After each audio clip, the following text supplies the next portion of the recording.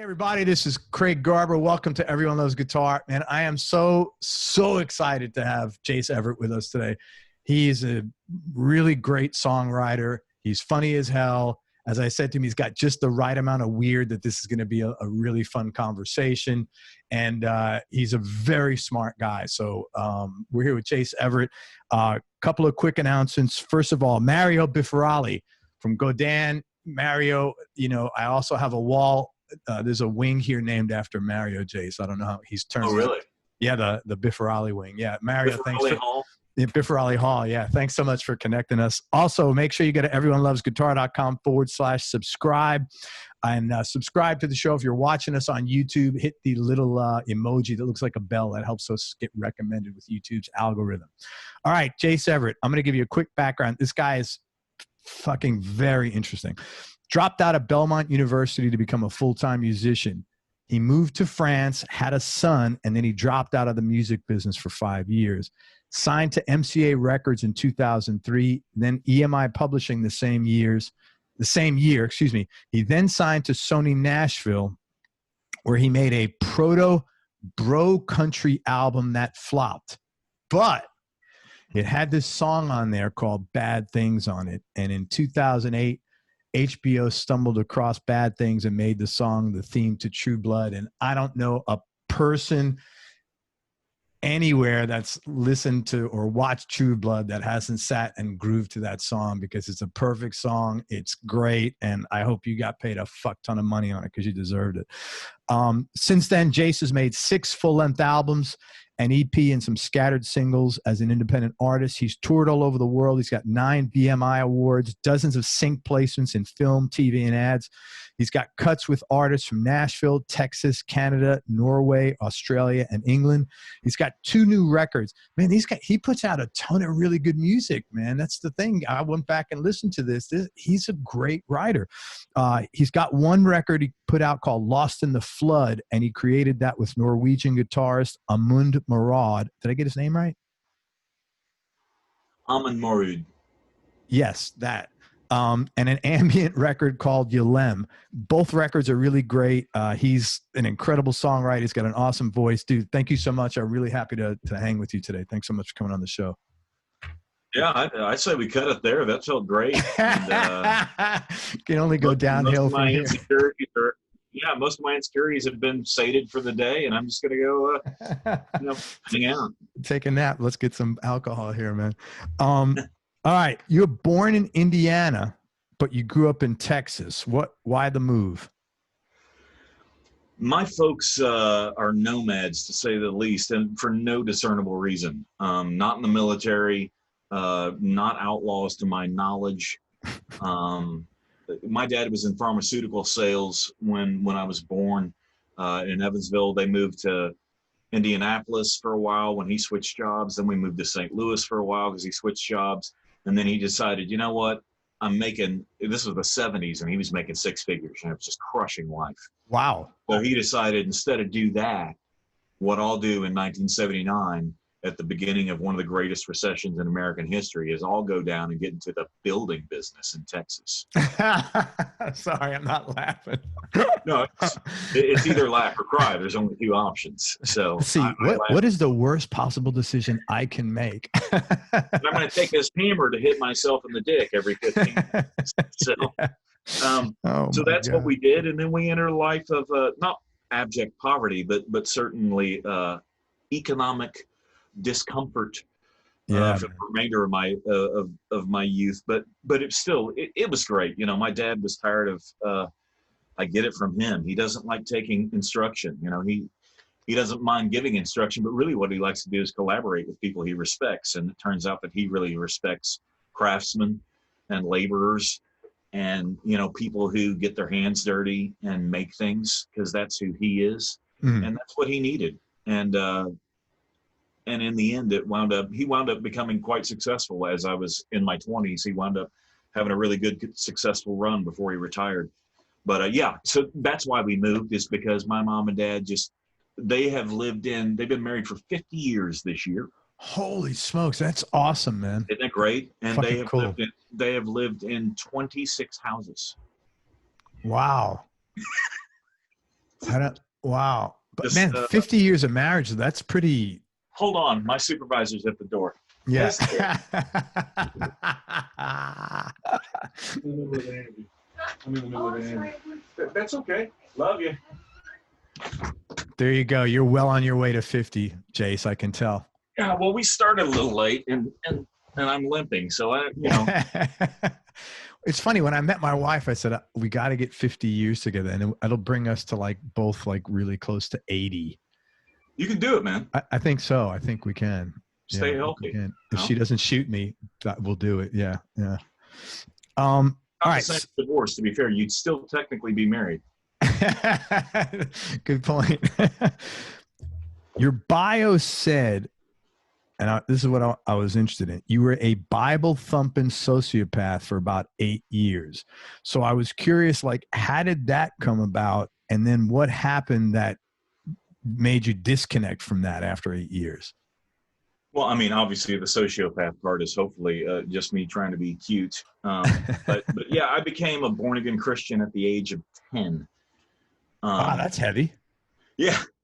Well, I've always that's commitment. I've always been utterly consumed with myself, and I think that's the first evidence of that.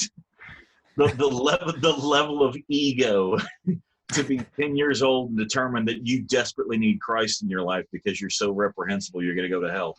That's a tremendous amount of vanity and self-worth, I think, there, to think that you're that important. Nonetheless, that's where I was at. Wow. I heard we'd been in the Episcopal Church for years, and we went to an Assemblies of God church at one point, and I just loved music. I was always into music, and you know, in the evangelical church, especially back then, but I would imagine even today, you know, they give these sermons and these altar calls, and then there's this music going on underneath it.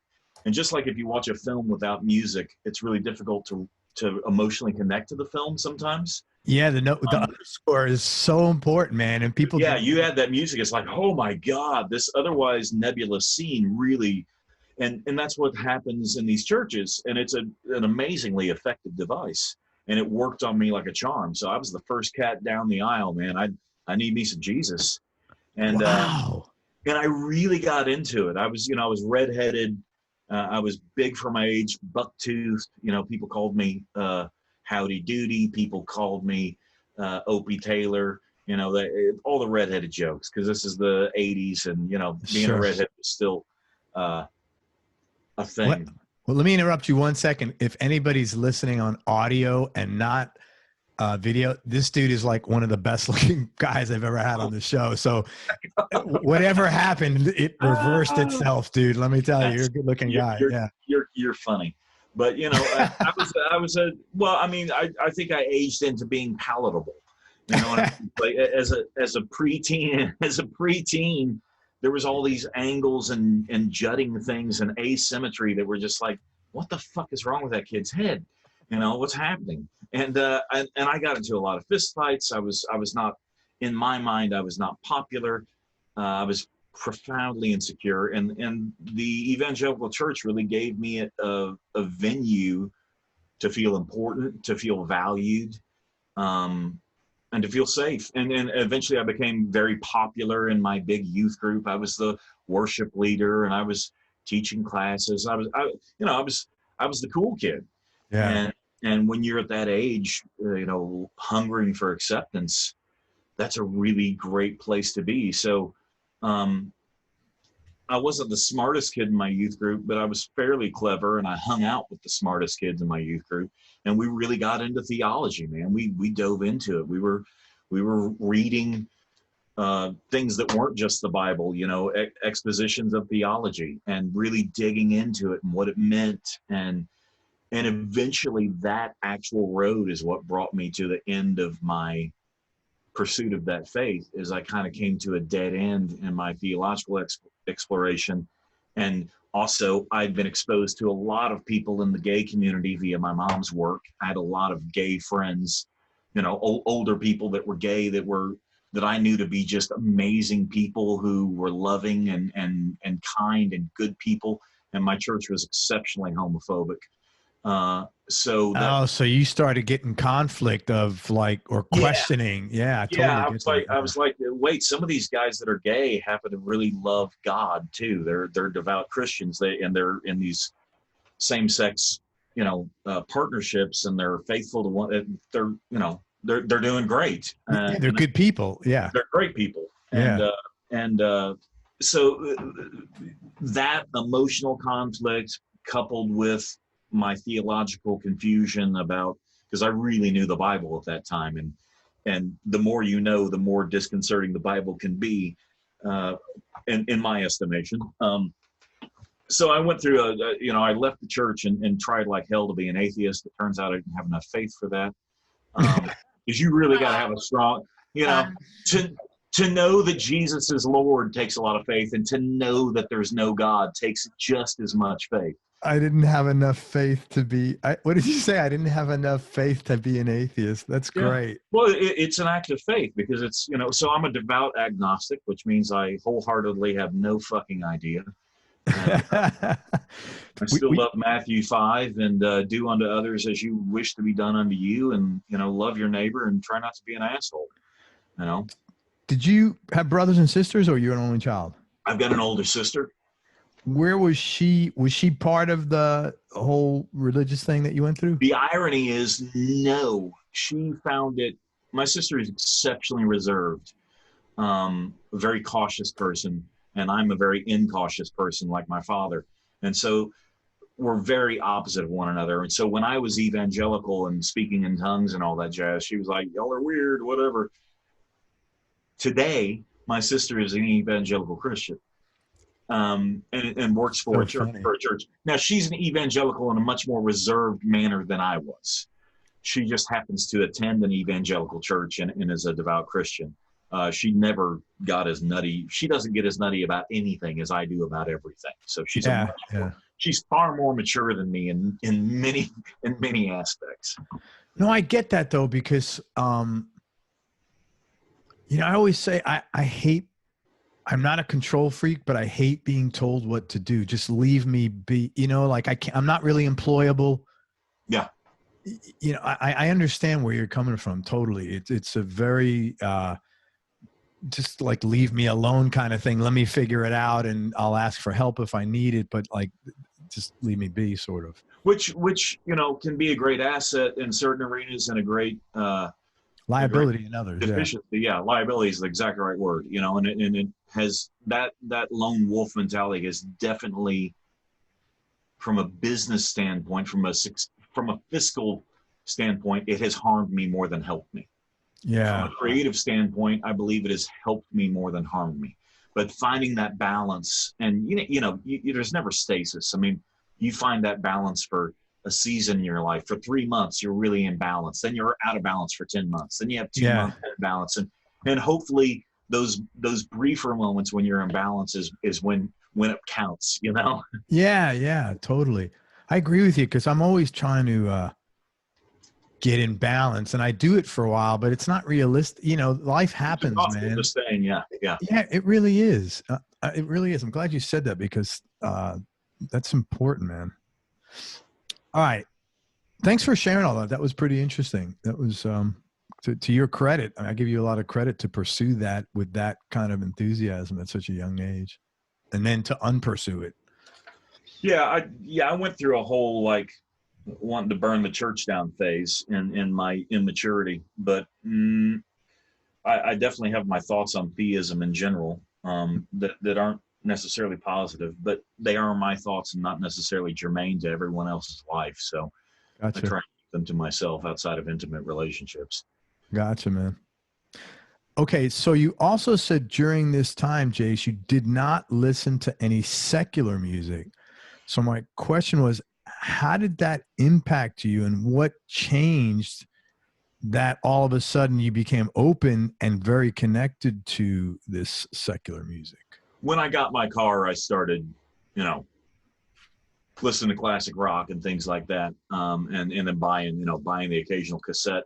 There was a brief phase. I probably overstated it in my bio because, if it's worth saying, why not oversay it? Your bio is the funniest thing I've ever read in my life. I would have liked to read the whole thing. It was just, I would have nothing to ask you. But it's just, yeah, it's bios to me are just so fatuous. So it's like, I'm not going to pay. Every time I paid someone to write it, I'm like, good God, that guy sounds like a prick. So no, I was so happy you didn't like give me the stand. People give this, when people do that, like I could always tell a PR, it's like 200 adjectives, but it says nothing. Yeah. Yeah. Yeah. Yeah. Who's that for, you know? Yeah, exactly. But the secular music thing, from the age of 12, there was this traveling circus that went to evangelical churches called the God of Rock. And it was a multimedia presentation on the big screen in your church, and basically would show you how evil and satanic, like overtly and consciously satanic, all rock music was, how it was trying to teach your children not just to not be godly, but to worship Satan himself. Wow. And they would play some of the backward masking stuff, like the famous Another One Bites the Dust, where it sounds like I want to smoke marijuana if you play it backwards. All this shit. And of course, rock stars became aware of it, and then they began fucking with them, which made it awesome. Because then there was actual satanic messages intentionally implanted and stuff just to fuck with people, which was brilliant. But that at the age of 12 or so, I was like, oh my God, I don't want to go to hell. So I literally had my Def Leppard Pyromania cassette and threw it on a fire. Wow. And did the whole thing, you know. And then by 16, I was like, well, this is kind of horseshit and kind of ridiculous. And, I started listening. How did you get, that's a big switch. How did that come? Just maturity, and just realized that you were being manipulated, and not necessarily maliciously.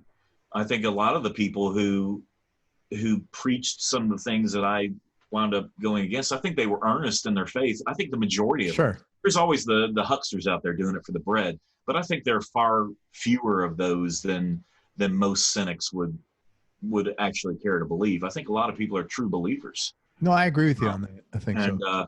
Which is in a way scarier, but somehow less gross. But anyway, I just matured out of it. Me and a few of my friends were like, well, that's ridiculous. We're not going to go to hell if we listen to Dire Straits. Yeah. No, it's probably going to be okay. You know, I really give you a lot of credit, because it takes a lot of balls. Forget about what the topic is, that this topic had to do with faith. It takes a lot of balls to go deep into something and then to say, you know what? This shit is not for me. Yeah. Well, I have to give my mother and father, Jimmy and Cheryl, a lot of credit for that, because they probably to a fault entrusted me to make good decisions for myself. And they gave me a lot of rope. And to be fair, I never hung myself with it while under their roof. I made some real fucked up decisions once I was on my own. But under their roof, who hasn't? Yeah, but under their roof, I was actually I was philosophically rebellious, but not rebellious in fact. Yeah, you know what I mean? Sure. I mean, I'd smoke a cigarette and be like, yeah, now I'm Billy Badass. But I wasn't, doing crazy shit like a lot of my friends were. I wasn't getting drunk at parties in high school and stuff like that. I was pretty square. I still am square. That's amazing, man, to get that deep into something, and then as a young kid to have the courage to get out of it. The courage part is what I'm really. And I guess that's what I'm giving my parents credit for, is because I knew beyond a shadow of a doubt that when it came to my mother and father, there was nothing I could do that would make them not love me. That is a big thing. That's a massive thing. It's a thing that very few people I've ever met can honestly say that. Yeah, I would agree with you. And I knew that consciously at that age. Well, I'll tell you, I've talked to close to 800 people, and there is a tremendous difference in someone that grows up with that anchor of love as far as their ability to make decisions and do exactly what you're talking about versus the people that didn't grow up in that cloak of love, if you want to call it that. Yeah. Really huge, really huge. Well, and as I've told my parents, it really fucking ruined my career because all the really successful guys have major daddy issues. Or I'm like, couldn't one of you guys died or something? Help me out. And all the love. I might have had 3 big hits like that. Yeah. It's bad things. Them really. Then you go to Belmont, which I was kind of shocked because that's sort of like very controlled, but I understand that was kind of like an actualization of your new life and a cast off of your old life. What was behind that decision? Was there any anxiety associated with that? Well, when I applied for Belmont, my ambition was to be a contemporary Christian artist. And literally Nashville and Belmont are 2 of the foundational pillars of the Christian music community. And so when I applied my junior year, I wasn't 100% sure anymore, but that was still the inertia. My trajectory was to be a CCM guy, Okay. And so I got accepted, and my ACT scores and my middling grades, I actually got an academic scholarship and a voice scholarship. And so it was relatively affordable. It was Belmont. The first year was Belmont University. It was like $8,000 a year. Now it's like 45. But I don't know who can afford to go to that school anymore. Yeah.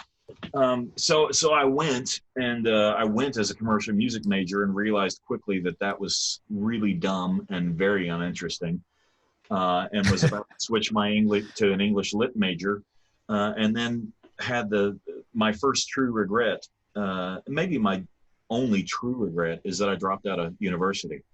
And why was that a regret?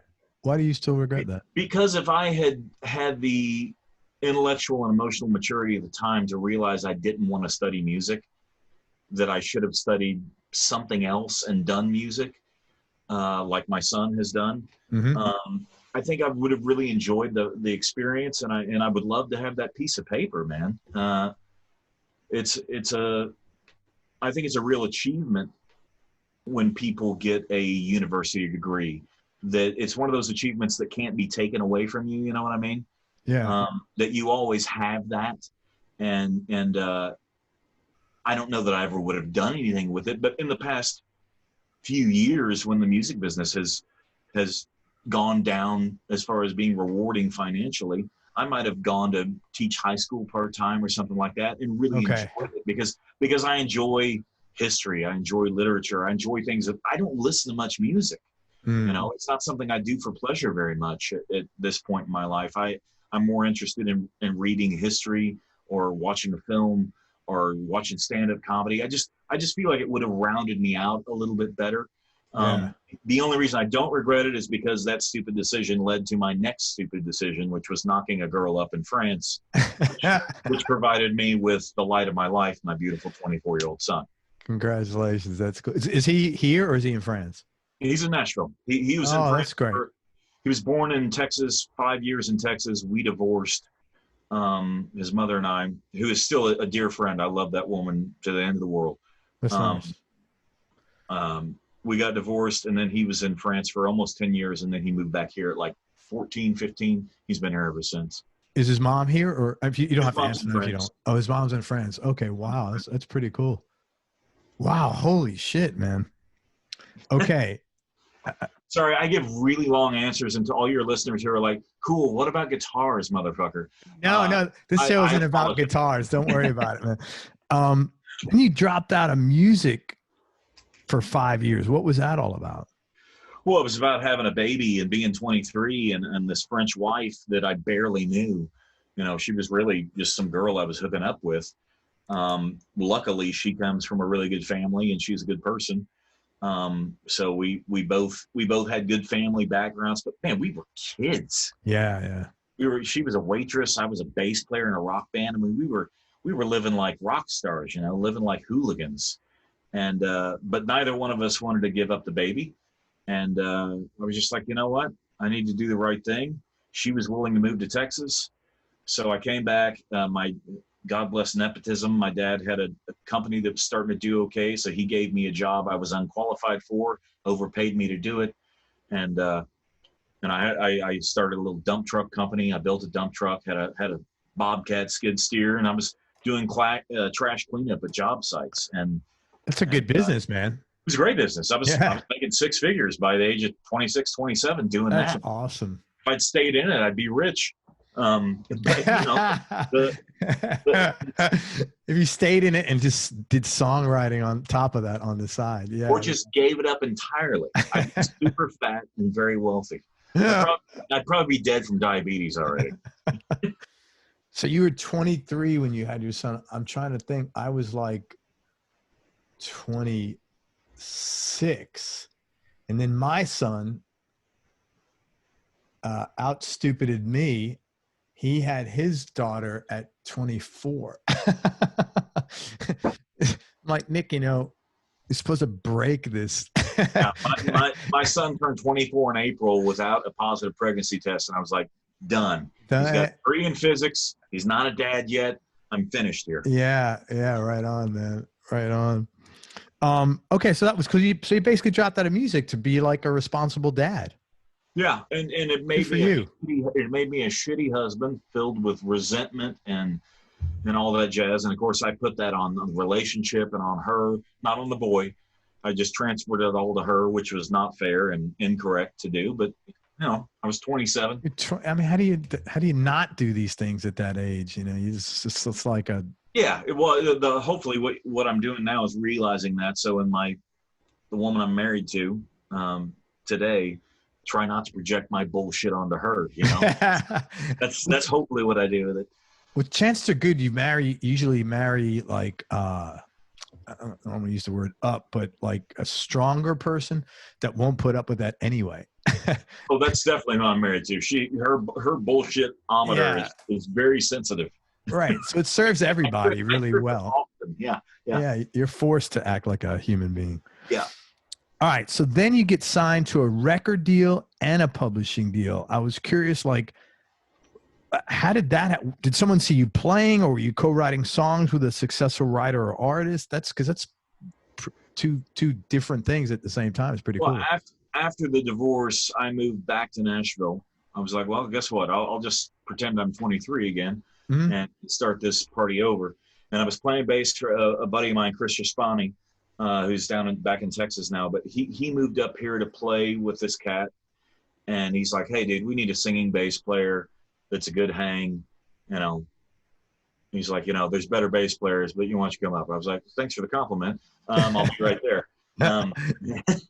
It's either the hang, the money, or the music, right? Well, and when I got back here and looked at the bass players, I was like, wow, there really is better bass players, like thousands of them. But I took that gig, and we were playing the Bluebird one night, doing a stripped down set. The artist was, and he got us up to sing backgrounds with him because he was really into Poco and the Eagles and stuff. So we had a really good harmony thing happening. And the cat that was there to see him from MCA took me aside after I got off stage. He was like, hey man, here's my card. Why don't you give me a call? And so I gave him a call, and he's like, so tell me your story. And I came into the office, and we hung out, went for drinks a couple times, and he offered me a development deal on MCA. So we were going to cut 4 sides. On the strength of your vocals? I guess he just liked my vibe, I guess he liked, I had an earring, I had my shiny shirt. It was 2001, so it was Nashville. So we were like 5 years. It was Nashville. So we were about 5 years behind LA. So I still have the 1988 shiny shirt, frosted tips. I look like a douchebag. So he's like, well, that guy needs a record deal. He's a douchebag. And he was right. I was a douchebag. Oh my God. So that happened, and on the strength of that, EMI was like, well, let's hear your songs. And I played him some songs. I'd gotten some co-writes. A Nashville songwriter had taken me under his wing and was kind of mentoring me, grooming me and all that jazz. And so there's 5 or 6 different people pushing me in 9 or 10 directions. And honestly, man, I was like, I did not come to Nashville to be a country artist. I'm not a country artist. No, your first album was your only country output, wasn't it? Yeah. and I love country music, but the country music I love is not remotely what's happening, and hasn't been happening since about 1978. Sure. And I'm a rock guy too, and I'm into ambient music. I'm all over that's part of what happened with that Christian music thing, is because I was listening to Jesus music genre-wise. I was exposed to every genre in equal measure. And I absorbed them all in equal measure, as opposed to like, I'm into the Beatles, I'm into the Stones. No, it's like, I'm into Jesus, so I'm listening to all these different genres, and it helped me be diverse, but it did prohibit me from developing my own voice quickly. I kind of aged late. I kind of came to maturity late as far as who I am as an artist. But regardless. Yeah, but you can't. That's nothing that you can. I don't think that's something you could force. No, not unless you have really weird parents. Well, but I mean, how do you came to your voice when you meant to come to, what I'm saying? That's such an organic thing. I understand what you're saying. It was later than most people that were just writing music, but I guess I'm thinking of people like Dylan, who he was Woody Guthrie part two, I mean, he was so deep into folk music that when he came to do his first record, he was fully formed. Yeah. Yeah, but you're picking, the only other person you could have picked out as your frame of reference that was like Lennon and McCartney. Yeah, but I mean, why not compare yourselves to the best? Because that's what you're shooting for. You may not ever hit it. Sure. I won't. But I want to compare myself to the people who are the greatest of all time, because that's who I'm trying to emulate, I totally get that, man. So yeah, I had a publishing deal. I had this MCA deal. Everybody at MCA, there was a corporate takeover. They all got blown out. I got picked up by Sony. There was a corporate takeover. Everybody at Sony got blown out. But the guys from MCA wound up moving to Sony. And they were like, oh yeah, man, you're cool. Yeah, let's, what the hell, let's do it. And I was like, whew. Wow. But what was funny is I didn't really want any of that, but the inertia of it, going around Nashville at 30 years of age and people treating you like, oh, well, he matters because he's going to put out a record, so be cool to him. Oh, give him a good co-write. We'll hook him up with Rivers Rutherford and Chris Stapleton and these guys that you're going to want to write with because he's got a record deal. I was like, well, fuck, this is pretty cool. Yeah. Because I'm going to learn a lot quickly. And so I just kind of got in the boat, and the rushing waters took me to the rocky bottom of the waterfall, which was my record falling off of a truck somewhere near a Walmart in Sheboygan, and never to be heard from again. But I wrote one of the songs I wrote for my record that the label decided wasn't a hit, so they wouldn't record it, wound up being Josh Turner's first #1. You're a man. Yeah, and that's a song that I'd been working on for 6 months, the melody. And I brought it into Chris Stapleton and Chris Dubois, and they were like, fuck, that's great. Let's write this. And we really worked hard on it. It was a 2-day write, actually, which never happens, especially with Stapleton and me. We write quickly and we forget it. But we all thought it was a great song, and it is a great song. And Josh had his first big hit with it. It was a real feather in my cap, as an artist, to be going into my radio tour already a hit songwriter. Hell yeah. Was Josh in because he's kind of known for like very conservative following. Yeah. Back then he was, because that I watched the video of that. That was like the most salacious. Well, I'll tell you what, I don't think it is. That's his wife in the video. Oh, that's literally his wife. Okay, totally different. They were married in the video, but I will tell you, his fans, about half of his fans, freaked out and were praying for him and worried about his soul. It's like, dude, he's with his wife. Yeah, see, I didn't know that because it was a pretty salacious video. Now it's like, okay, totally. Not really. They weren't even making out or anything. It's just she's a gorgeous woman. And it was for a guy who leads with his image is like super conservative, religious. I thought it was really. Yeah. It was definitely like I didn't care. It wasn't like it certainly isn't. It didn't offend me at all. But when you're leading with your conservative base and your religious base, well, I will say Josh did not want to record the song. Really? Yeah, because he thought the song was too salacious. Interesting. And which I'm just like, how are you guys gonna have kids, bro? You know, at some point you're gonna have to fuck your wife. Yeah. You can put a blanket over you so God doesn't see you. I don't know what to tell you, but I mean that's At some point you're gonna have to fuck your wife. That might be the best single quote in 800 shows. At some point you're going to have to fuck your wife. And she's beautiful. Yeah. I mean, just a total knockout of a lady. No, but he was nervous about it, and his label just said, "Look, dude, if you want to be a gospel artist, Word Records is right down the street. But if you want us to make your sophomore debut, put this on your song, put this song on your record. We're naming the album this. This is the first single, and shut up about it." And I think at the time it was the longest climb to #1 in country radio history. It took 32 weeks. Oh wow. Which was great for us as writers because and blessedly, it's become an evergreen song. It's always on American Idol or X Factor. It still gets lots of airplay on country radio. So it was a real blessing. And if country radio would continue to play songs like that, if they came out today, I would go on Music Row and continue to write country songs. But sure, I don't know how to write the kind of songs that are popular. I don't understand them, and I've tried, and it's just a mess when I try and write one. It's as awful as that is. It's even worse when I do it.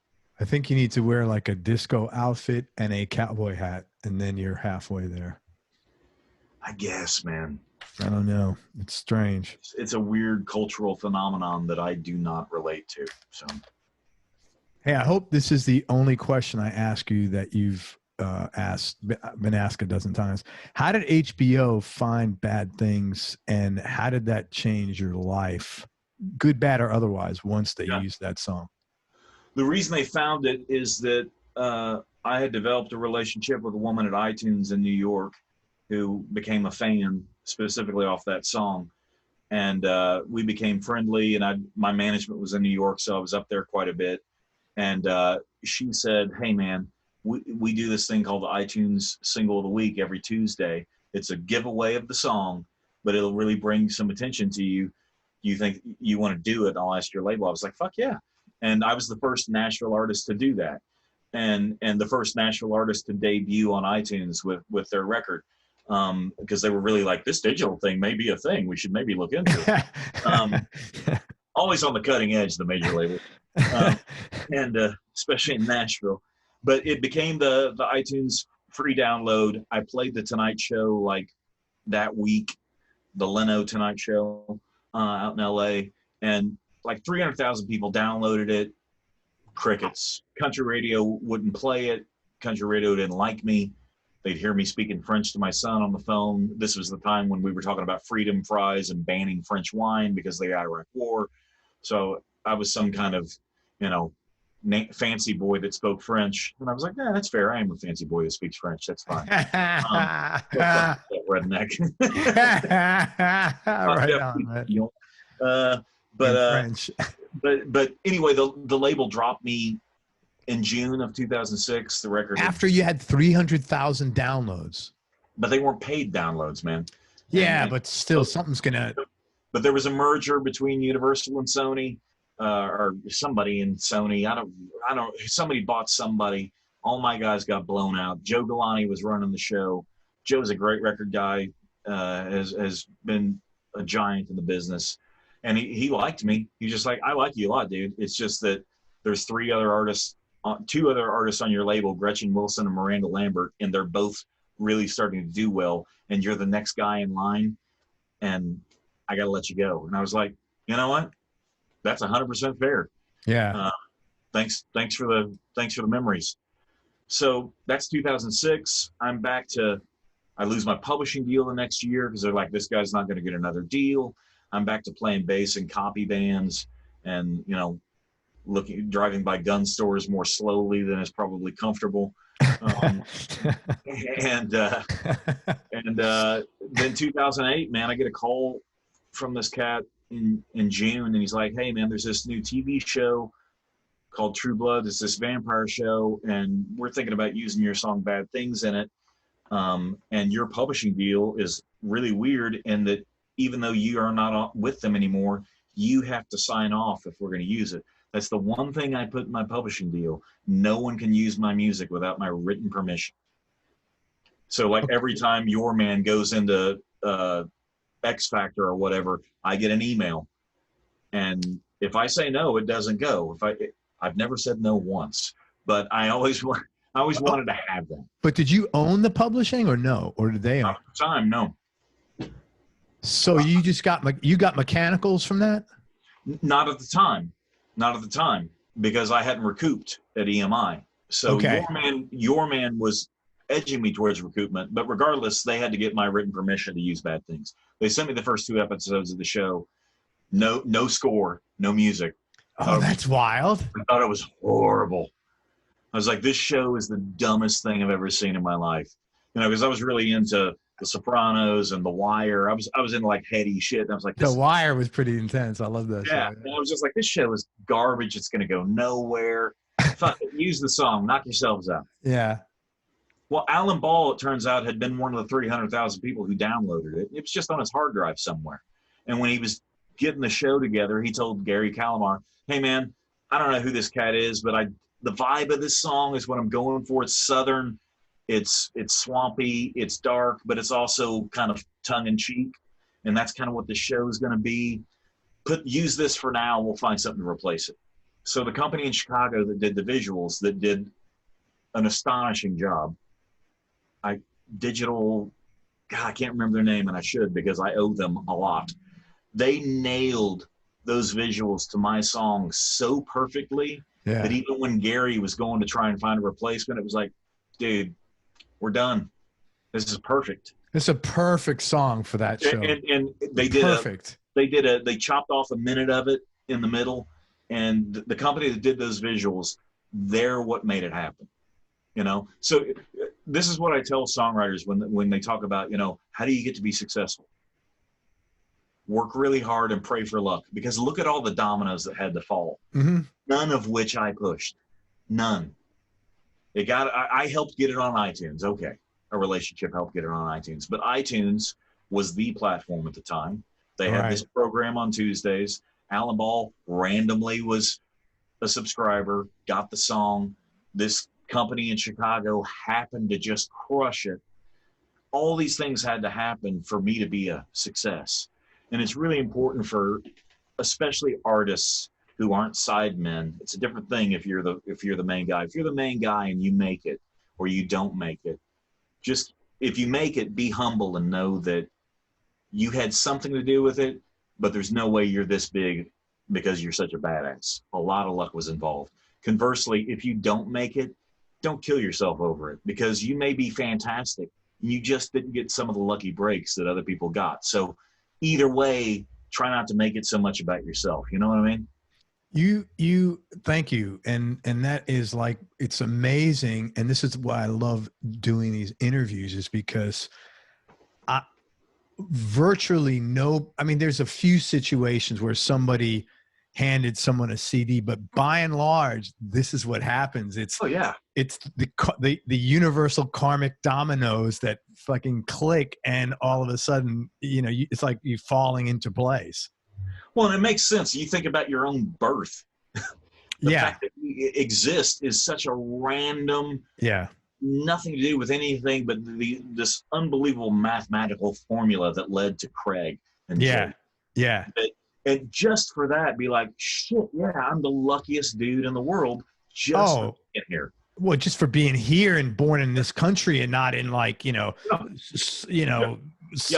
middle-aged white guys in North America in the 21st century, we won. Yeah, right. You know, I mean, what a story. So how did you, you don't strike me as somebody that ever, for a long time, was the kind of person to like sign off on your own bullshit. It seemed like you kept. Not for a long time, but I could definitely sustain being, drinking my own Kool-Aid for weeks and even months at a time, depending on what you're talking about. There was a season in the early 2000s when I did have a deal and did have a publishing deal, and I'd written Your Man, and before the record came out, when I was nothing but potential. Yeah. And everybody was being cool to me. There was definitely a season in there where I was like, yeah, man, I'm pretty fucking cool. Right. Which is ironic because it was probably the least cool part of my existence on earth. That I was probably the biggest douchebag right then. Right then. But how did but you're like, I really very much appreciate your realism with yourself. What do you attribute that to? Being profoundly not optimistic by nature. I'm a person who's very hopeful and almost completely devoid of optimism.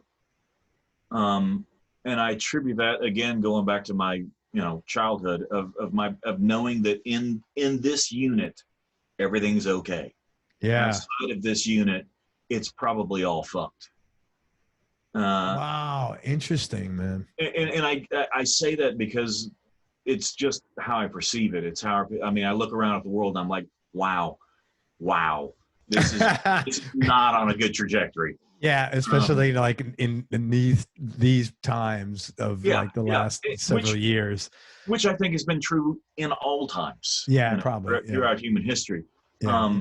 It's a very small group of people who really reap the rewards of this life. Yeah. So for me, it's about the humility you're talking about. The self-effacement is in some way, part of it's really just genuinely how I feel, and part of it is me projecting onto the world what I hope that they'll feel too. Is that none of us are all that important. Yeah, man, I agree with you. What's important is all of us together. That a band is only as good as its weakest link. So if you've got a shit hot drummer and the bass player can't pick his nose, you're in trouble. Yeah. So it's better to have a good drummer and a good bass player and a good guitar player and a good singer and a great song. Look at U2. There's a band who nobody in that band was a virtuoso when they came out. Still on. 40 years on, still no virtuosos. Well, the Edge has done some pretty cool stuff, sound effect wise. He's a virtuoso at what he does. And his limitations created something that genuinely didn't exist before. Yeah. And that's what makes him a genius, and what makes that band what it is that guy said, these are the only tools I've got. I want to make the best shit I can with these tools. Yeah. I mean, Steve Vai had a great quote ages ago on this. He said, ignore your flaws and practice what you're good at. I forget exactly. He worded it far more eloquently than that, which I found odd from Steve because he's such a technical guy. But his ethos was, if I'm really good at vibrato, why don't I get really good at vibrato at 32-second notes? Yeah. No one else will ever know how good I am at vibrato, but I will, and that confidence will, infuse everything about my playing. And I found that I really took that to heart, as opposed to focusing on my deficiencies. Find out the two or three things that I'm really great at, put all my money on that. Yeah, I'm a big believer in that as well. I don't think you should work your weaknesses. I think you should enjoy your strengths and let somebody else do the other shit anyway. Yeah.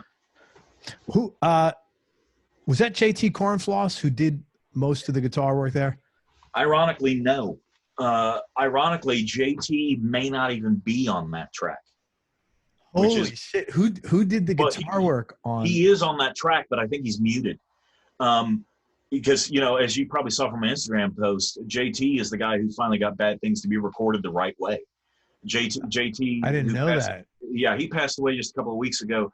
And he did pass away. Oh, you didn't know? Yeah, JT. I knew he was very sick. I didn't know he passed. Oh, yeah, it was weekend before last. Yeah, and not only did we lose one of Nashville's and therefore the world's finest guitar players, one of the most recorded ever, we also lost a man who is just so undeniably decent. Wow, I didn't know. Such a good human being. One of the nicest people you'll ever meet in your life. But JT was on the session when we were doing Bad Things, and I posted a little Instagram video about this after I heard he'd passed.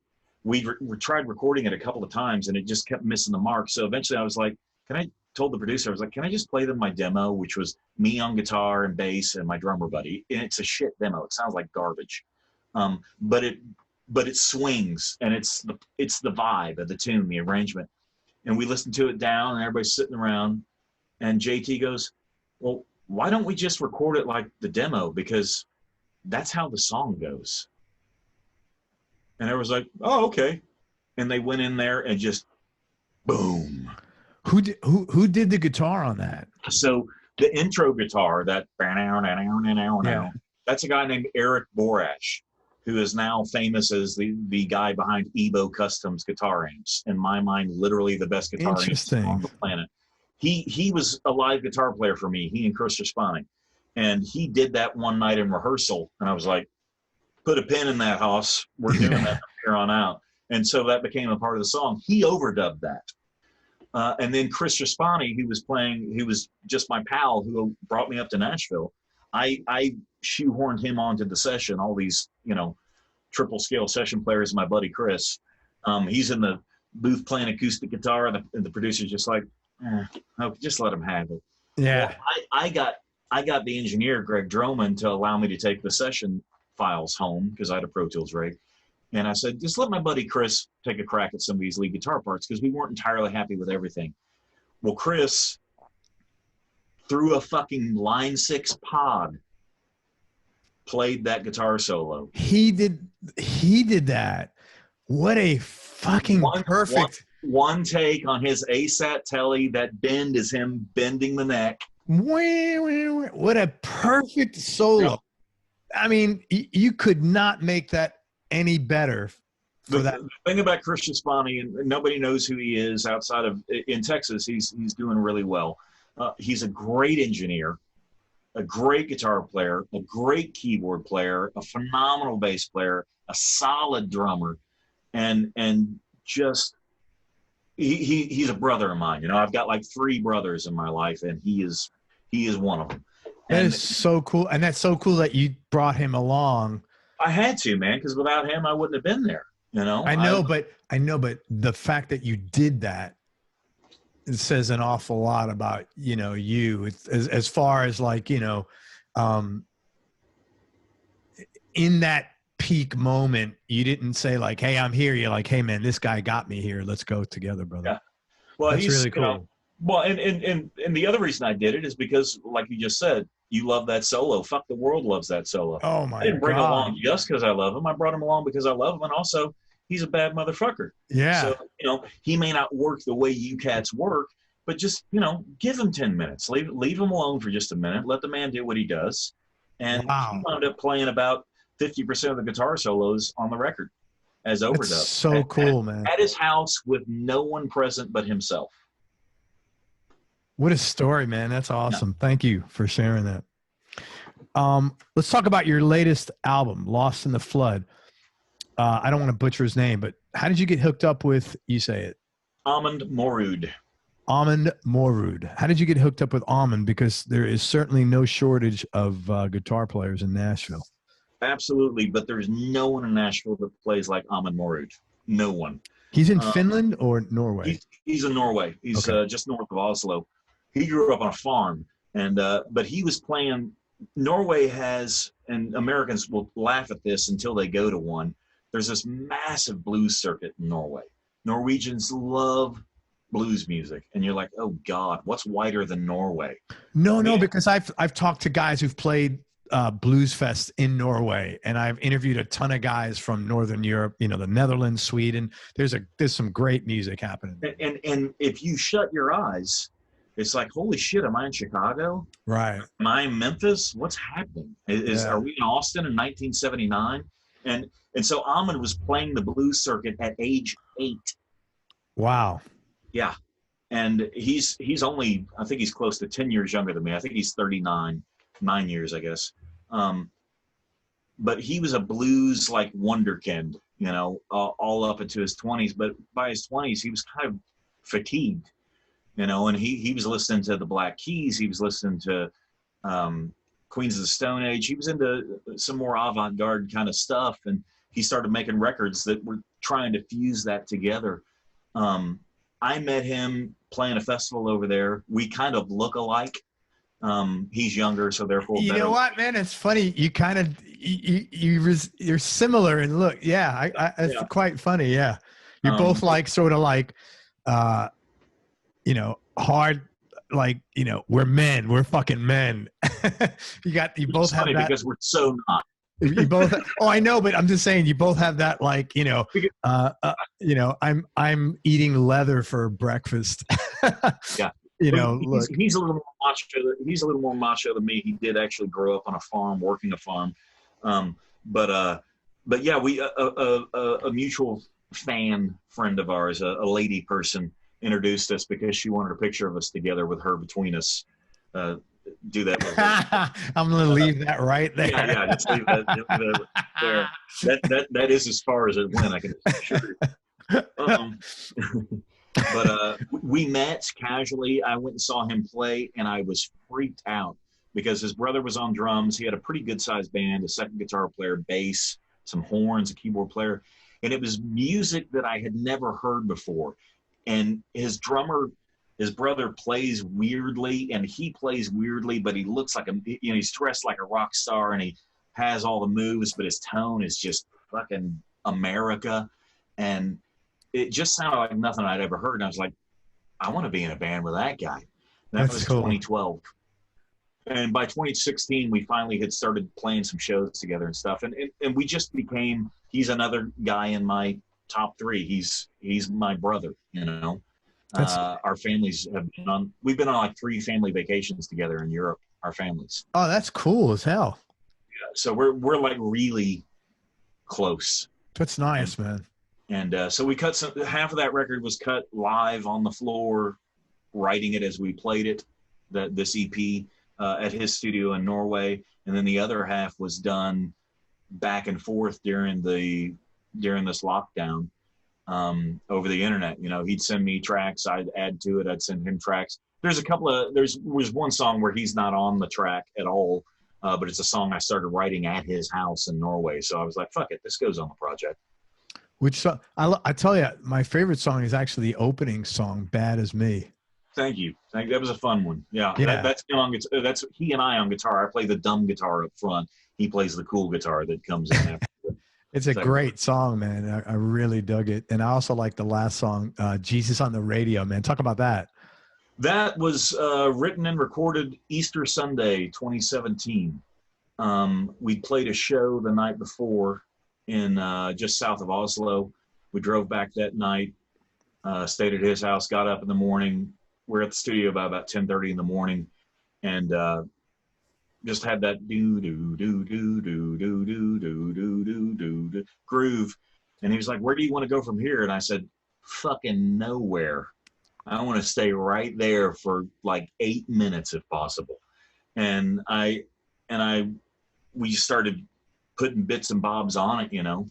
And I started scribbling some stuff down, and I just went on the mic, and the vocal is one take, and wow. I wrote it there on the spot. And then his brother was coming by later in the day, and that's when he put his drums on after. The drums went on after.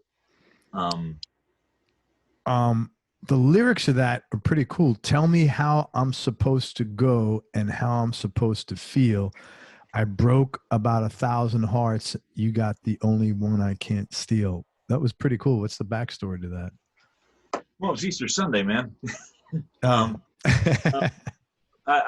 love religious metaphors because they resonate with me because of my upbringing. Sure. I also think they resonate with a lot of people.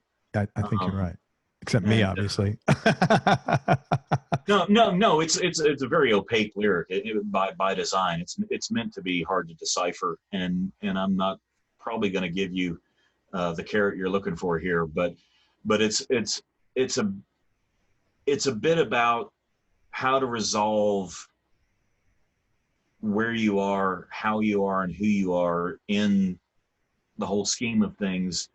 And it's also conflating Jesus with the woman I love, which I think is a sometimes healthy thing to do. You put her on a pedestal and occasionally you crucify her just in case she needs it, you know. But she always gets back up. So, you know.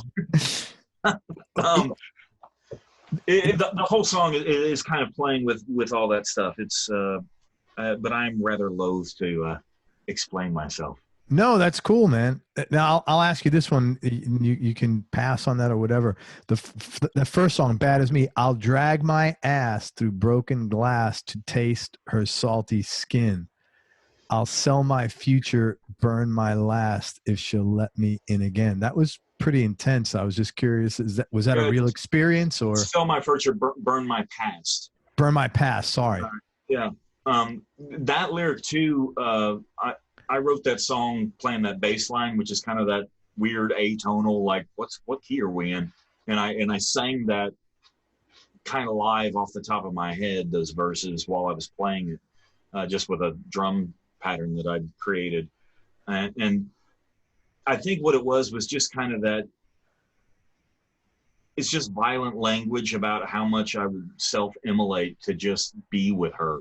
Like, I don't give a fuck about anything except her. What if I have to crawl through broken glass, if I have to sell the future, burn everything from the past? It's kind of just lust on 10, you know, deeper than lust. It's like passion, yeah, but you have, you know. I get it. I totally it's really visceral. It's not intellectual at all. And sometimes I love just being completely visceral and of the moment. Great. Are you kidding me? About love songs, because love is insane. This is great. Love's nuts. I can't believe that you just like, again, I'm not going to sound like I'm blowing smoke up your ass, but I mean, this is why you're a talented dude. You just like wing this. That's pretty fucking difficult. I mean, these are great lyrics. Well, I mean, well, thank you. Well, I'm a big fan of editing too, you know, but I think a lot of us, I experienced that when I was co-writing in Nashville a lot. People wouldn't throw out a line because they were afraid of being, you know, they were going to be embarrassed or someone's going to shoot it down. And it's like, I get that. I shared some of those insecurities initially, but if you're going to write good music as opposed to just formulaic music, you are going to fail. You're going to look like a fool from time to time. You're generally not going to get it right the first time around either. I mean, who the fuck? It's the cost of doing business, man. I mean, but that's why so much commercial art isn't good, in my estimation. It's palatable, it's catchy, you know, it's nice in the background, it's not offensive, it doesn't cause you to have an opinion on it, and it's always been that way. It's nothing new. The really popular stuff can be quite blasé. It's beige, it's wallpaper, it's Windows 95, you know, and it's totally There's the lyrics. Those are song lyrics right there, man. It's totally functional, but it's utterly not inspired. Totally. It's and like lukewarm. Yeah, so it's like, you know, when I write with people now, which is very seldom, but I have some international people that'll get online and write with me, and they'll be intimidated. Some of them will be intimidated at first or whatever, and I'm like, look, dude, just because I said a line doesn't make it good. Most of the lines I come up with are in the fucking trash can. Right. People don't realize that. Yeah, I've written like 1,000 songs. Yeah. And there's like 100 that people have heard, if I'm lucky, because most of them were shit. You know, Jace, people don't realize that about success in general. I think people have this, and I think it prevents people from doing things that could potentially make them successful. They think, I could never do that. Well, neither can the guy or the gal that did it. It took 50 times to get that out, you know, whether it's writing or a business thing or whatever, man. And I think unfortunately, it's a short-sighted move. Yeah, there's a great anecdote about Leonard Cohen told about he and Dylan. And Dylan asked him one time, how long did it take you to write Hallelujah? And Cohen said 6 years. Because there's like 87 verses to Hallelujah, and I think there's 4 or 5 on the record. but he said 6 years. And he goes, how long did it take you to write? I think it was Blowing in the Wind. And Dylan goes, 5 minutes.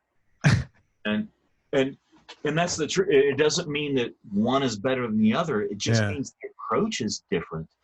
And Leonard was a very controlling writer and a very methodical writer, and Dylan is not.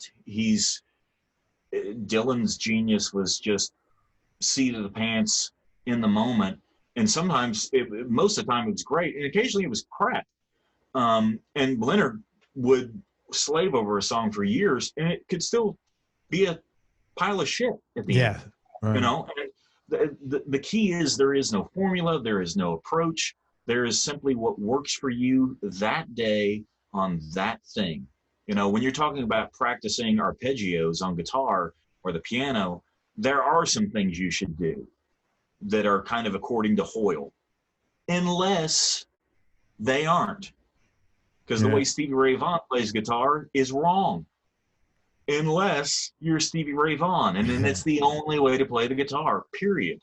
Sure. So what works for Joe Satriani doesn't work for JT Cornfloss. Well, JT Cornfloss has been on lots more records than Joe Satriani. Oh, yeah. They're different things, man. So just let everybody be what they are, and the way I write songs works for me. It may not work financially for me all the time, but it works for me as a creator, as a craftsman. Yeah. But it's not something you can package and say, do it this way, Bob, and you'll be fine. Yeah, yeah. So you have your YLEM, your record. It's called YLEM, YLEM. It's a great record. There's a lot of YLEM, actually. YLEM. I'm sorry. That's okay. It's a weird if there's word. More things I can butcher here. Well, to be fair, I'm throwing words that don't exist at you, so it's YLEM. All right. So it's a record Jace put out recently in 2020. So this is what I thought was interesting. The first song on the record is called Anxiety Part 2. And what I thought was funny is that, like, I'm not OCD in the least bit, but I would imagine if you're OCD and you open the record with a song called Anxiety Part 2, that must cause you anxiety. Was that done? That's part of the joke. I mean, it's hilarious the way that's hung.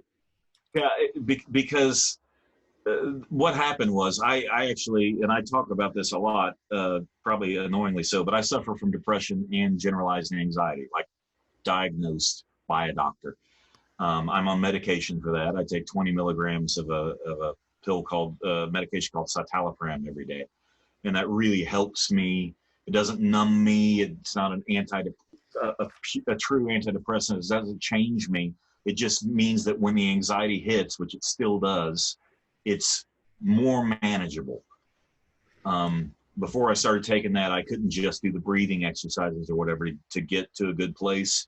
Now that I take that, I can just do the holistic things. That gives me like a head start. Yeah, man, I appreciate you sharing this, because a lot of people suffer from anxiety and depression. And I think the more people that are so open to talk about it, it becomes not a abnormal thing. It's just a thing that, you know, a certain percentage of people, you know, have to deal with.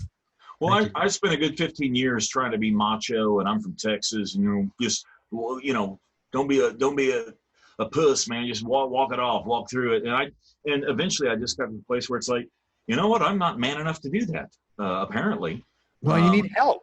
Yeah, exactly. And it was just a matter of realizing that all that macho bullshit was just that. And there's chemicals in my brain that I can't control, that this 20 milligram pill doesn't control, but it can make it manageable. Sure. Sorry, I'm so loquacious. I say 12 words where one will do. No, just keep doing what you're doing, man. You're great. But I was having a massive panic attack laying in bed. It was 3:30 in the morning. I wake up having, you know, the feeling like you're having a heart attack, shortness of breath, tingly extremities, just holy shit, for no discernible reason, you know. And so rather than get up and have a big shot of whiskey or take a Xanax, I'm like, no, dude, this is before I was on the medication. You're gonna figure this out. at the time my studio was upstairs in my house. So I went upstairs and I just started building the synth patch, and it turned into that song. I just composed that kind of there and then.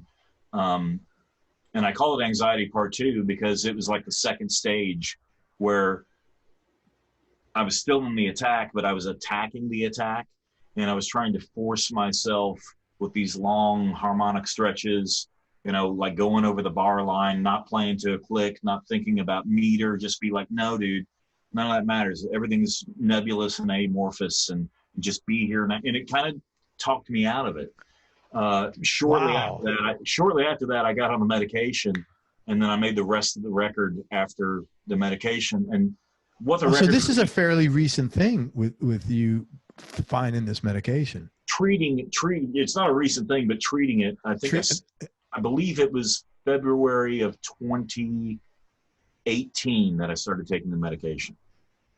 Wow, good for you, man. I'm happy. Maybe 17. I can't remember. You're able to get something that helps you out.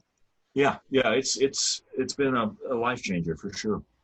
But the whole record, I'm a huge Brian Eno fan, Harold Budd, all these guys that aren't, some of them like Brian aren't even musicians, yet they make so much music. Yeah. And most of my friends are vastly superior players to me on any given instrument. I'm a decent bass player. Keyboard, I'm mediocre. Guitar, I'm mediocre. I'm a composer. But you did it. Whatever you made these sounds on, though, it came out great. Thank you. Well, it's, you know, various.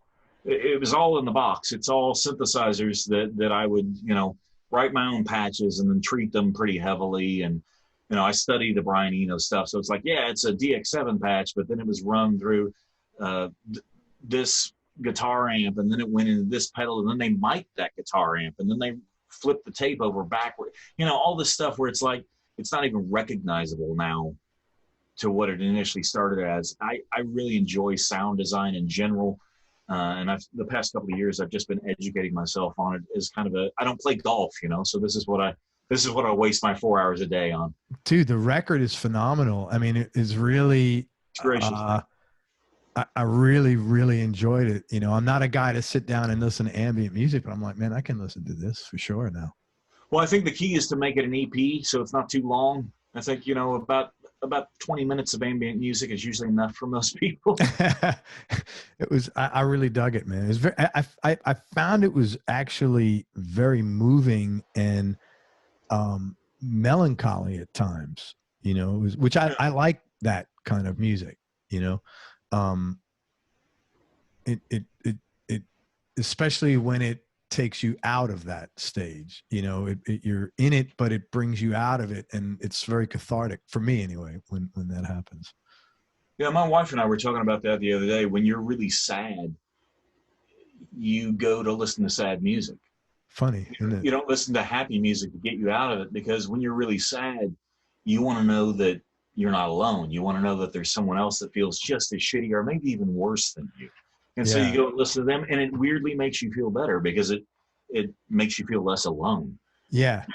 And that was I'm going to do an ambient project hopefully every year. It'll probably be every 2 years with my time management skills. But no, I think you should, because I think you found a groove here in a stride, and it's great. It was really, really nice to listen to, man. And you clearly like it.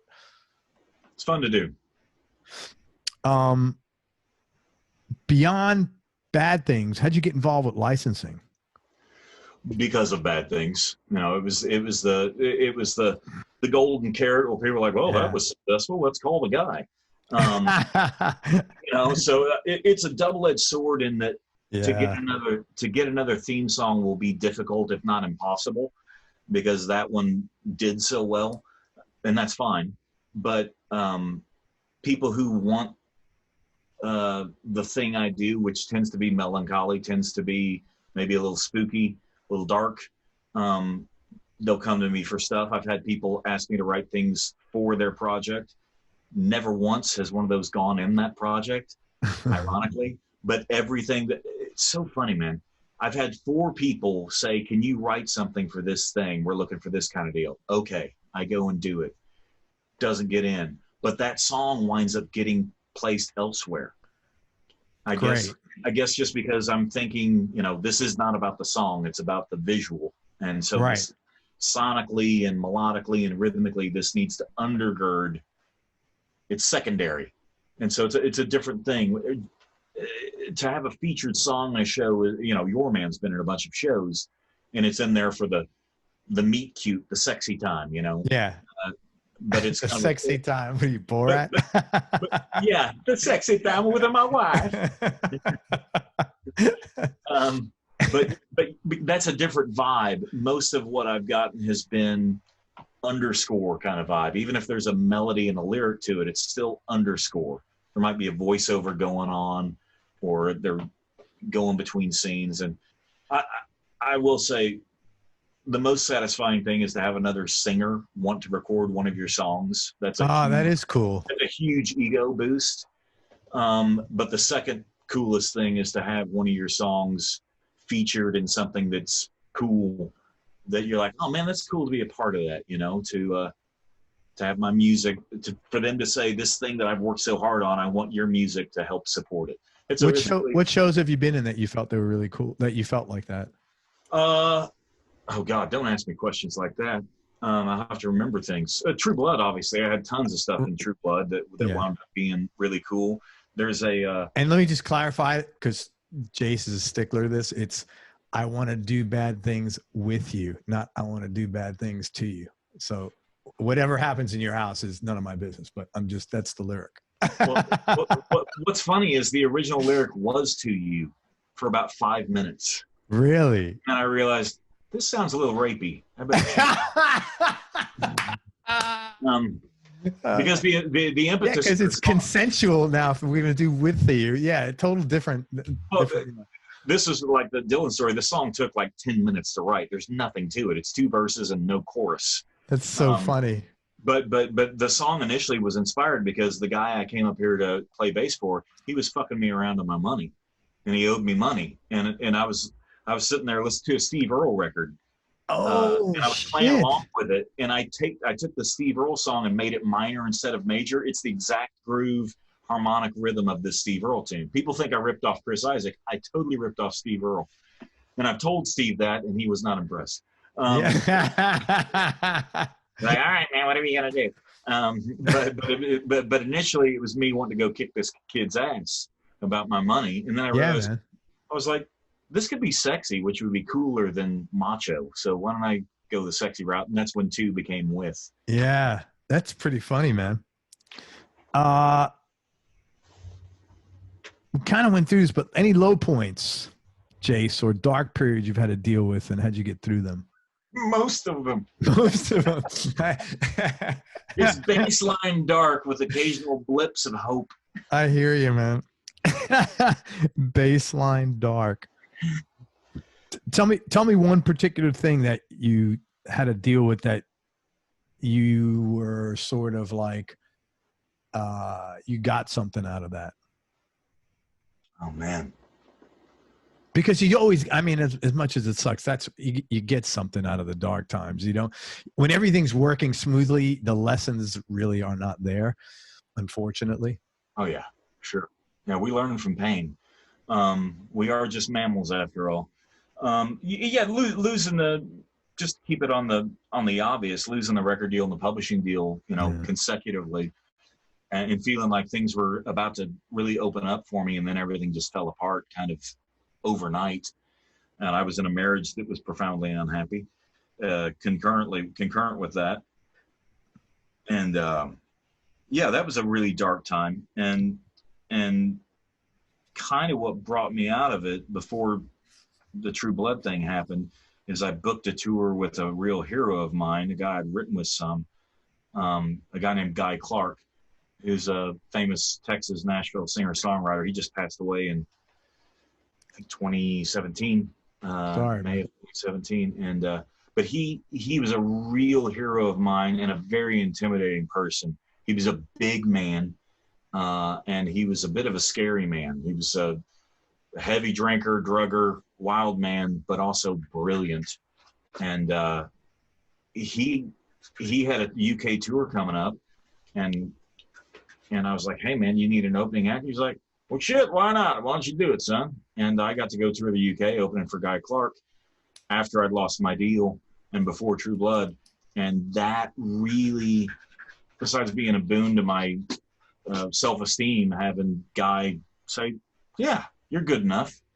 It really helped me get a toehold in the UK before True Blood happened, which helped. I'd only done about 6 shows in the UK up to that point. And so I kind of had a toehold there. So when the show happened, I was able to pivot and use that as a launching pad. So that was a dark time that was made bright by another person. Again, it's you know, the kindness of others and the opportunity others bring to the table can often be the catalyst for positivity. You've since toured Europe quite a bit, like on your own. Far more than I do the States. Yeah, sure. You're a multi-instrumentalist. Is there any instrument you're partial to playing? You've mentioned bass a bunch of times. I'd imagine that's your. Simply because it's the only one I'm good enough on that people might pay me money. And I did a couple of summer tours with Tonic in the past few years as their bass player. Did you really? That's funny. Who is the guitar player? I had him on this. I know him. Jeff? Who? Jeff? No, maybe I don't. Are you talking about Chris Nix? Yeah, Chris. I know Chris. I got Chris that gig. He did that gig one summer before. Before he started doing the John Davis stuff. Good guy, really good guy. He's a monster guitar player. Oh my God, yes. That guy's a monster. I sang a few tracks on his new solo record that were really fun. Did you? He was. I saw him when he came down here. You know, he hung out a little bit. When I saw the show with Jonathan, it was just mind blowing how good he is. Yeah, and in that band context, you don't get to see him, you know, shred or anything. It's all about, you know, textures. And I always tell him, because the shredding kind of irritates me, honestly. But his clean tone, the clean tone that's in his fingers is, to me, he's right up there with that cat Dominic Miller.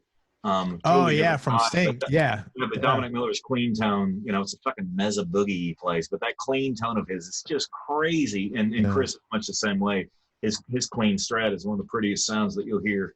Yeah.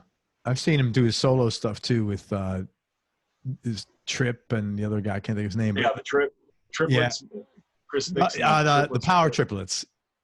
Power Triplets thing. Yeah, and he kicks it then, man. He does. Yeah, he's a beast. What's your favorite song you wrote and why? I don't know if I have a favorite one. You know, it's like naming your favorite kid in a way. I mean, I have songs I hate that I wrote, for sure. But it depends on when you ask me. You know, sometimes I'll love a song because of the craftsmanship of it. Sometimes I'll love a song because the recording really captured it. I really love In the Garden, which is a song off my Terra Rosa record.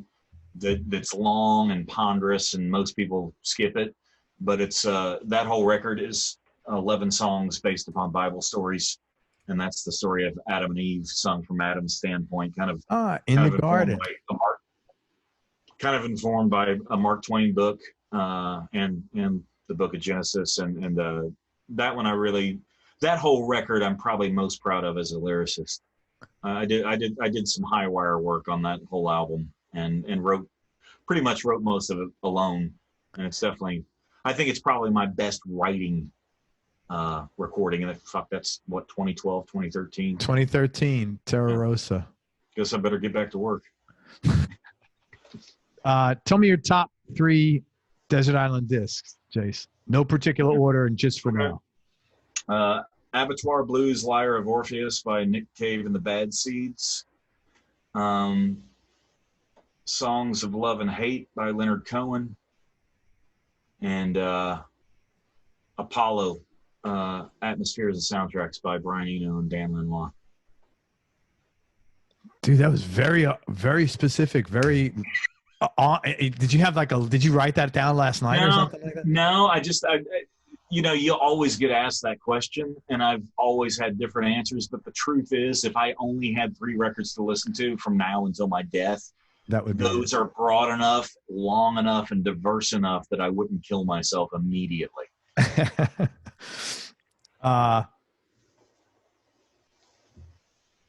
Best decision you ever made?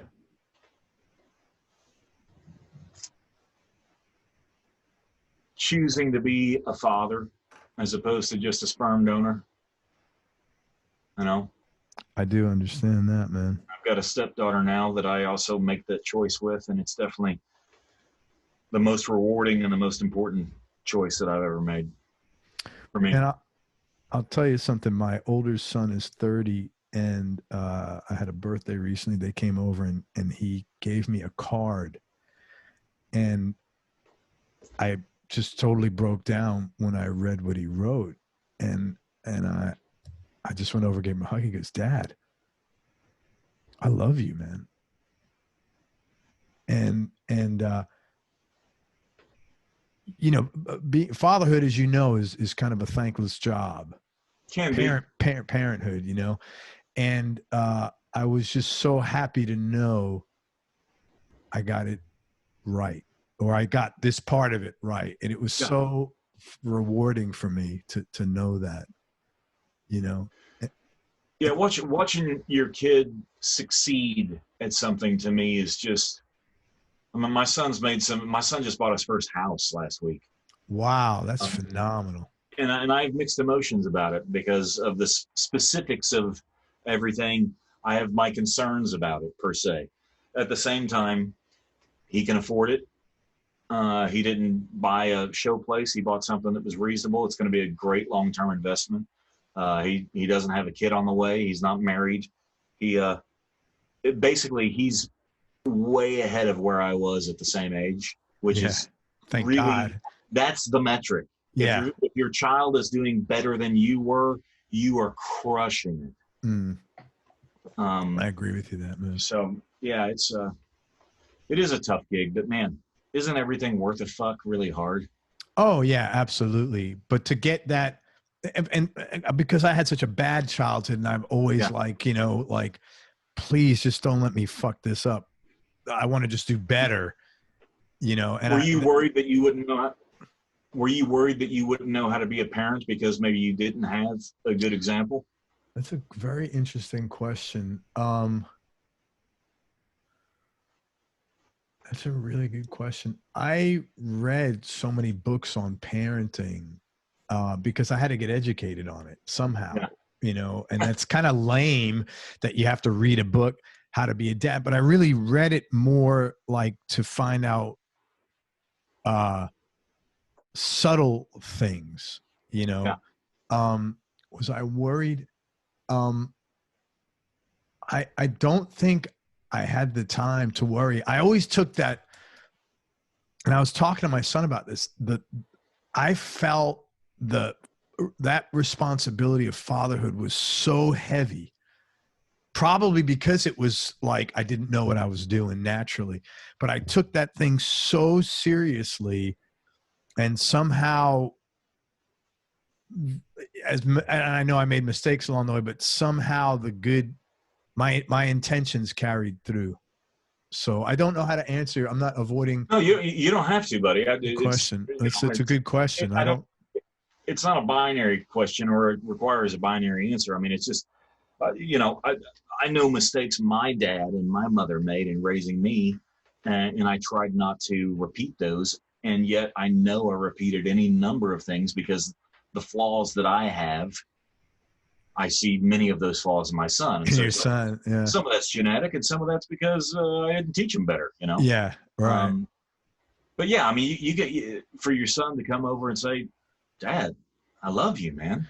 I mean, that's it. That's the touchdown. That's the Super Bowl. That's the fucking ring. That's the whole thing.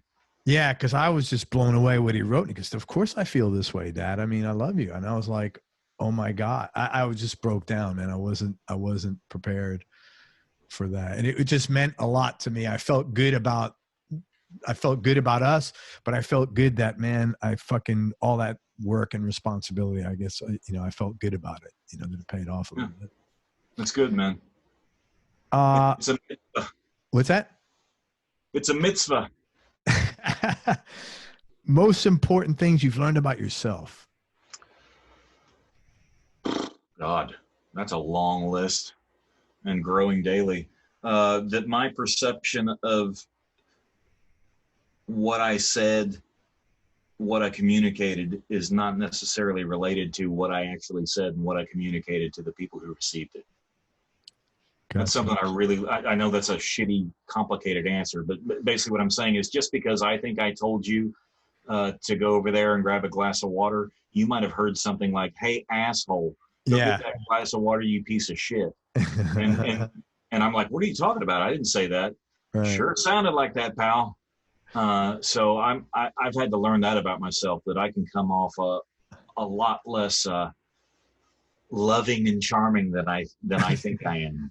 But then at the same time, some of that is on the other person, and some of that could be on you. Yeah. But what I have to learn is to take responsibility for the part that is on me, and it's just been in the past 2 years that I've really not just intellectually accepted that, but emotionally felt it. Yeah. And that's kind of, you can always know something intellectually, but then to really, for it to resonate, it has to go down to your lizard brain where you feel it, Totally. And, I finally, the woman I'm married to, she came more from your kind of world where it was just not a good childhood. I came from this nurture, everything's wonderful world. She came from this, get the hell out of here or I'll smack you kind of world.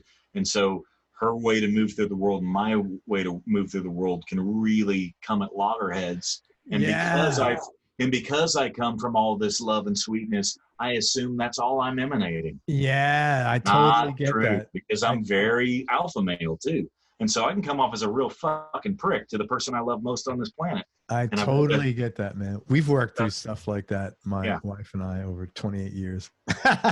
Over 28 years. We're only 5 years in, but we're getting on it. And it's been difficult work, but man, is it rewarding. It's just to really realize, oh wow, I'm making this harder than it needs to be simply by not paying attention. Yeah, but when you connect with someone like that over stuff like this, that's pretty special. Not many people do that. No, she's the best. She might be my best decision ever made. All right, tough question. What do you like most about yourself? That is a tough question. What I hate most about myself is a long list. Yeah. And I do have that in alphabetical order or in order of hatred, depending on how you'd like to. In order of hatred. What do I love most about myself?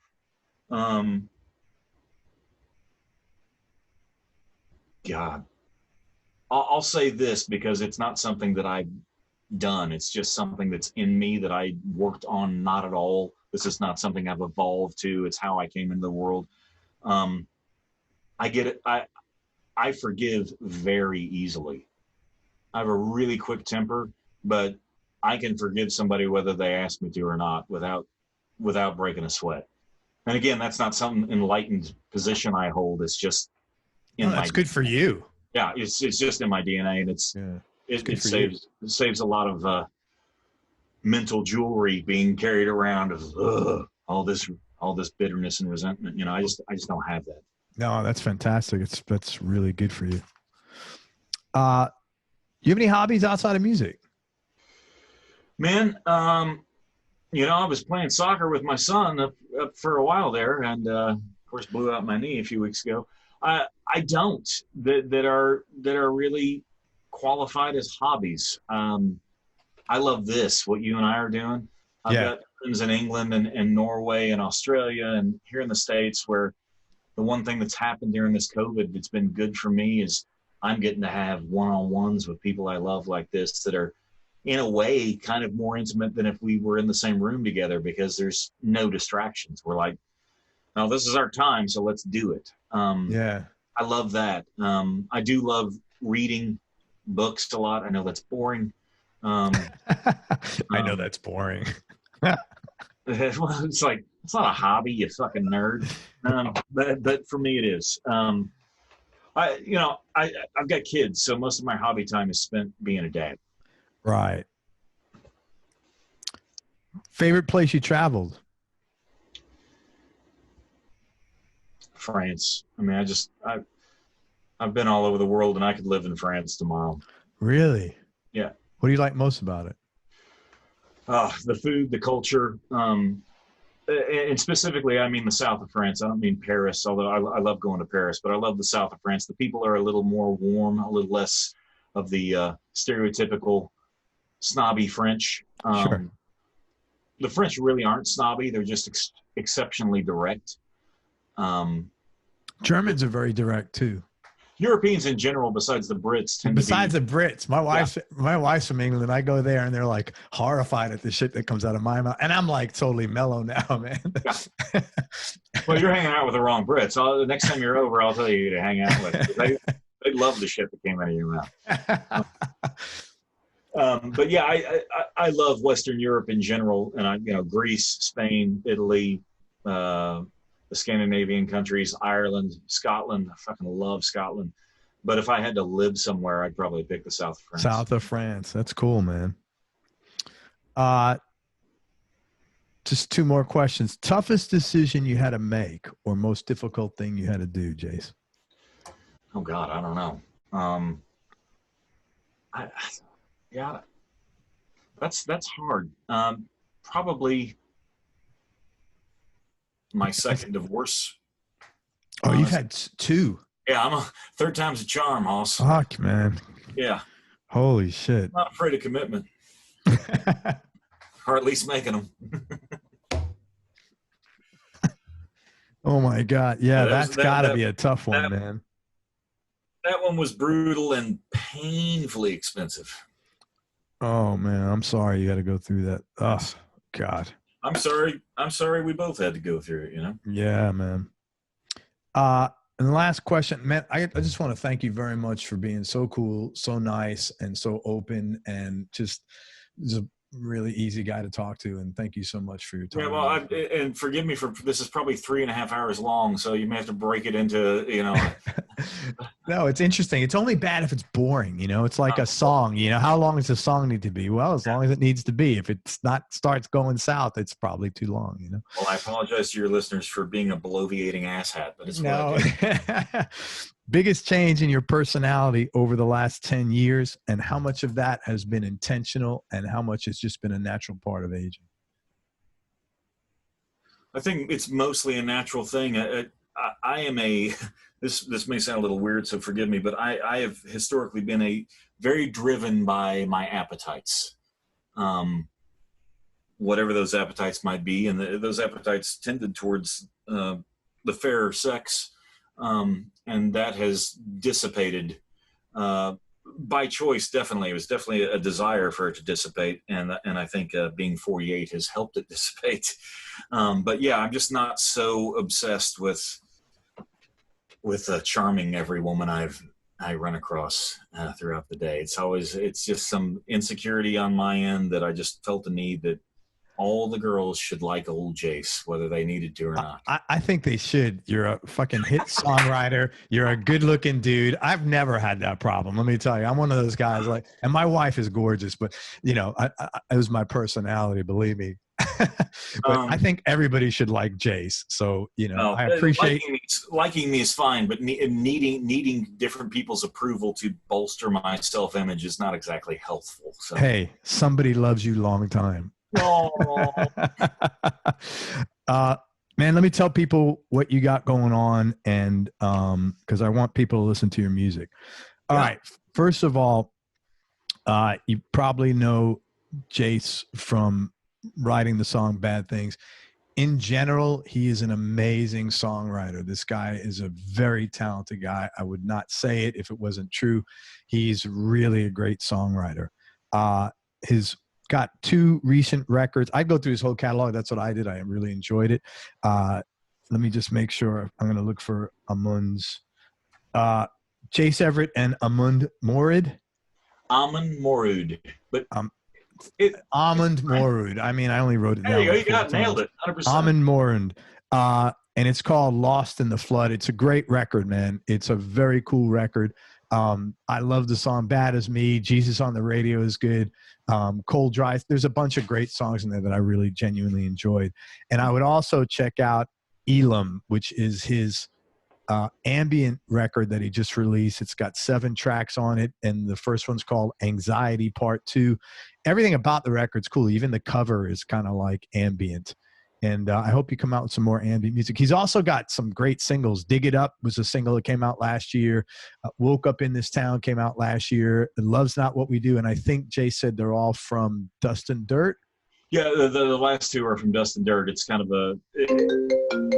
hey, look at that. I'm getting a call. And also, how dare they? And also, if you are interested in working with Jace as like a collaborator, or if you want to hire him as a consultant to help you do some songwriting stuff, or if you have some questions of how things go, songwriting, publishing, he's definitely been around the block, been there and done that.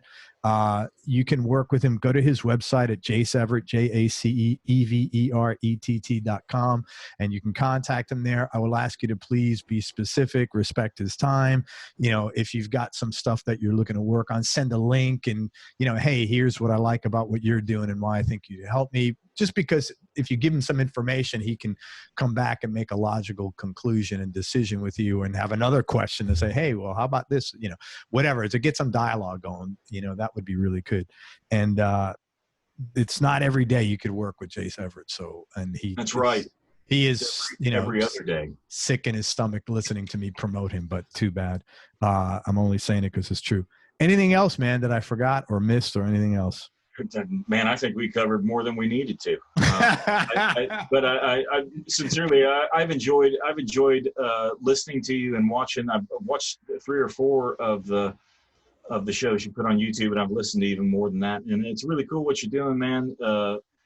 Getting on folks that maybe don't get the primetime slots. So I appreciate you doing the long form interview and really talking to people, and especially to me, of course. It's a privilege. It's an honor, and I hope your audience enjoys listening to it as much as I did doing it. Likewise, man. Thank you for everything. Hang on, let me wrap up, and then you and I'll connect. Everybody, thank you so much for listening. If you enjoyed this, please share it on your social media channels. We appreciate your support. And what you don't realize is Jace is just out of major surgery, and what a champion he was. Thanks to Jace Everett for spending time with us. Again, check out Lost in the Flood and YLEM. Great records from Jace Everett. And if you're looking to work with Jace as a consultant, hit him up on jaceeverett.com. Most important, man, especially nowadays, remember that happiness is a choice, so choose wisely. Be nice, go play your guitar or whatever it is you do, and have fun. Till next time, peace and love, everybody. I am out. Jace, thank you for everything, brother. Thank you, brother.